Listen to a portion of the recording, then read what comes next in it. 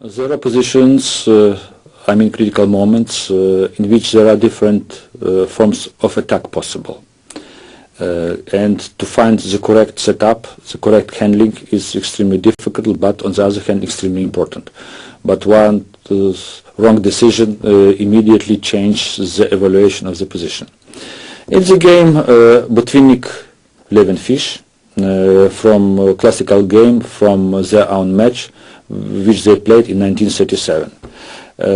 We can see white clear advantage because white pieces are much more actively placed.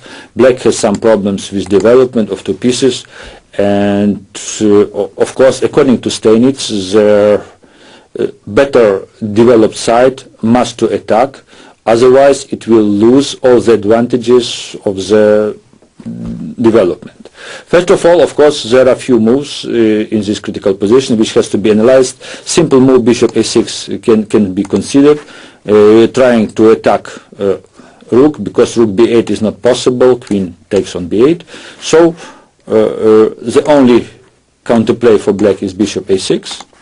If now bishop a8, bishop f1, and there are no big problems for black. So this move bishop c6 can be eliminated immediately, but generally such moves are, of course, has to be considered, and has to be considered immediately, such move as bishop a6. Another option was analyzed by, was played by Botvinnik.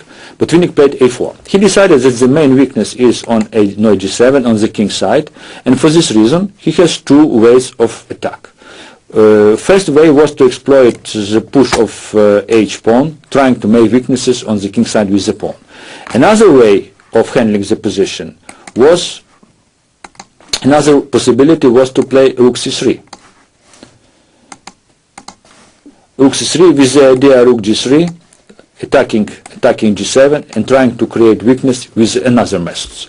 So you see, first of all, these two options are not so easy to distinguish with what is generally better. Generally, of course, very good is to exploit pawns for a few reasons. First, pawns are very cheap, meaning to create some weakness. And on the other hand, after h4, white get rid out of any weaknesses on the back rank. But let's see how the game developed. Bishop b7, h5, h6, rook c3, rook f d8, queen g3, rook g3, queen f8, queen c7, rook a b8. And white advantage is not big enough because black has threat queen d6, and black had very solid, very good position, attacking pawn on d4, and for this reason we can say that this move which was played by Botvinnik in the game, his decision in the critical position